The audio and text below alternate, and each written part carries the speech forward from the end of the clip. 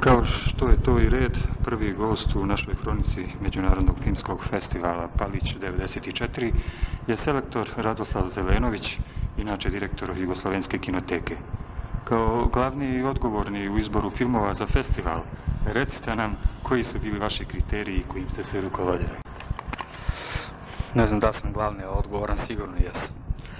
Pa kriterijumi su kao i prošle godine bili da pokušamo da napravimo jedan specifičan festival koji će pre svega imati dve programske linije. Jedna je ona koja se tiče naše nacionalne domaće produkcije i druga koja se tiče međunarodne produkcije. Od 7 proizvedenih filmova tokom ove godine, naravno proizvodne godine filmske, obuhvata i filmovi iz prošle godine, na programu je 5. To su filmovi Seobe, Dnevnik uvreda, Skerco, Ni na nebu ni na zemlji i Vukovar jedna priča. U međunarodnoj selekciji je 10 igranih filmova i ta selekcija mogla bi da slovi kao nešto što bi bilo neka letnja vrsta festa. Naime, tu nema nekog jakog kriterijuma u pogledu da je, ne znam, da su to evropski filmovi, da su srednjeevropski, da su balkanski, da su ovakvi ili onakvi. Pre svega smo poštovali tu odluku, shodno nagradama koje dodeljujemo, da to bude nagrada možda za neki podvig, uvoznički podvig godine.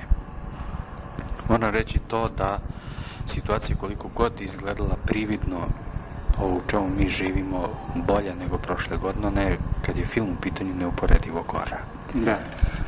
Da vas pitam još nešto.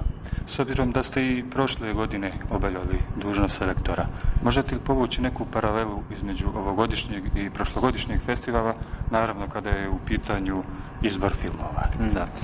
Otprilike program je sličan kao i prošle godine što se tiče i domaćih i stranih filmova, red veličine, tu film 2 gore ili dole. Ono što je mnogo možda važnije i značajnije, to treba reći da sve što je u domenu filma ove godine, mislim pre svega na proizvodnju domaćih filmova, na uvoz domaćih filmova, pa ako hoćete i na pravljenje Međunarodnog filmskog festivala na granici podviga. Vrlo je teško snimiti film, ništa nije lakše uvesti ga, a boga mi nije lakše napraviti festival. Da je situacija lošija nego prošle godine, govori pre svega podatak da mi, kao što znate, za razliku od prošle godine, ove godine nemamo film ni na jednom međunarodnom filmskom festivalu.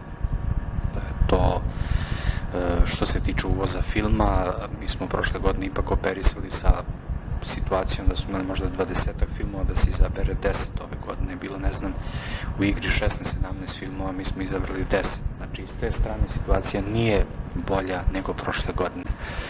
Međutim, kad bude prošlo neko vreme, kad u nekim normalnijim uslovima se bude pravio festival, ja ne znam kako će on izgledati, onda može da se razgovara i o nekoj preciznijoj selekciji filmova kad je inostrani program u pitanju. Ovogodišnja i prošlogodišnja situacija je takva kakva jeste i verovatno je sad veći izazov napraviti festival nego ga uopšte ne održati.